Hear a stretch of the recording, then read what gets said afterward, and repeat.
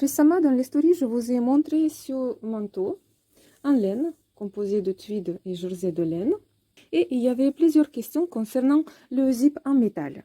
Le manteau sera fermé par un zip séparable en métal. Et le zip de même modèle, j'ai déjà posé dans les deux poches, ici. Et pour ce jeu de 3 zips, j'ai utilisé que 2 zips comme celui-ci. Le premier et le deuxième, j'ai découpé en 2 et j'ai posé dans les poches.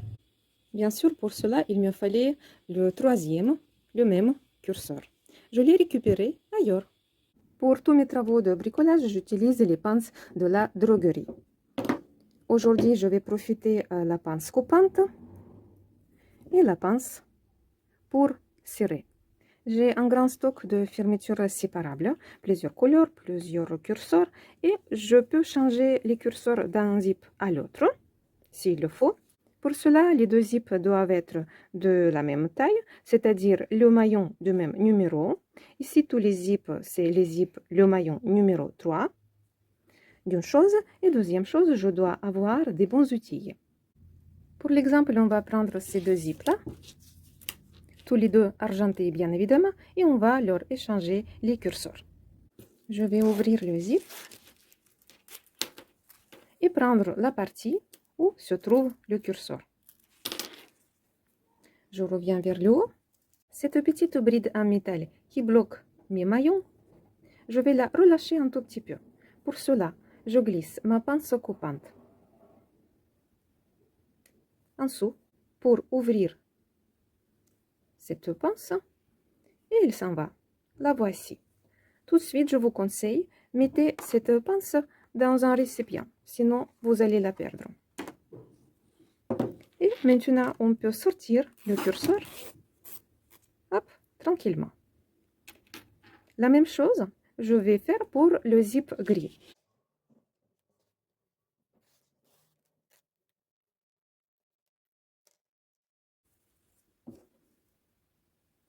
Je glisse la pince en dessous, juste pour relâcher un tout petit peu la pression. J'enlève la bride. Je récupère ce curseur bijou. Et tout de suite, je place le curseur rectangulaire.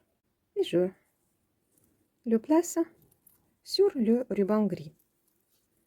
Doucement, sans se stresser.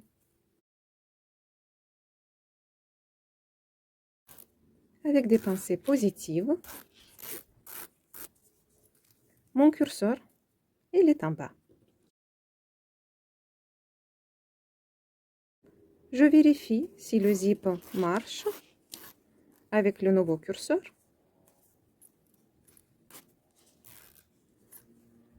Et je vais bloquer le haut. Donc, vous voyez, quand j'ai enlevé le petit bloc, mon ruban du zip n'est pas endommagé. Et maintenant, donc, je maintiens.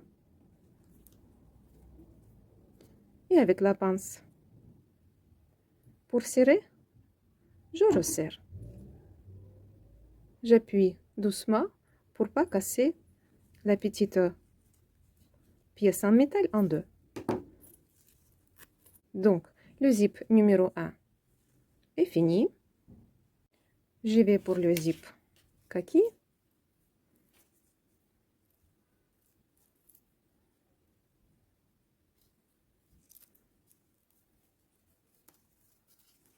Doucement, dans son axe.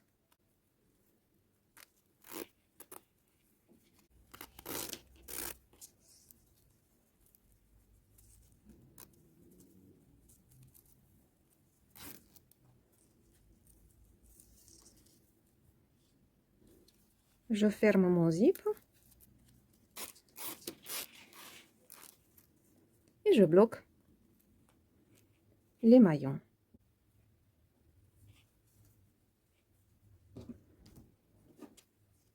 Avec la pince pour serrer, je resserre doucement, mais sûrement.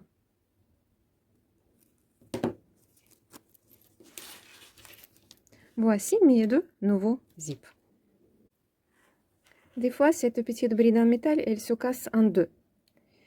Ou j'appuie trop fort, avec trop de fanatisme là-dessus, ou bien elle tombe par terre. Et là, je sais que en la plupart des cas, je ne la retrouve plus. Donc, conseil pratique. J'ai un autre stock de tous ces petits blocs de toutes les couleurs. Voyez, plein, plein, plein. Bronze, argenté, doré. D'où il sort? Quand je prends les retouches pour changer la fermeture éclair, vous voyez, c'est celle que j'ai décousue, la fermeture qui ne marche pas chez une cliente. Tout de suite, je découpe la partie du bloc, comme ça, et je mets dans ce petit sachet. Comme ça, je sais que si, par exemple, j'ai cassé le petit bloc argenté, j'ai toujours une autre pièce argentée pour me dépanner. Donc, les gestes simples qui nécessitent quand même un peu d'implication. Un autre exemple. Ici, j'avais un zip séparable, numéro 6, qui était très long, 70 cm. Il me fallait un zip de 20 cm pour changer dans un jean blanc. J'en avais pas en cours, donc j'ai pris celui-ci, long, tant pis, et j'ai découpé une partie avec le curseur. Cette partie, je ne la jette pas, bien évidemment. Pourquoi? Parce qu'à tout moment, si vous avez trouvé ce tutoriel utile, n'hésitez pas à liker et commenter.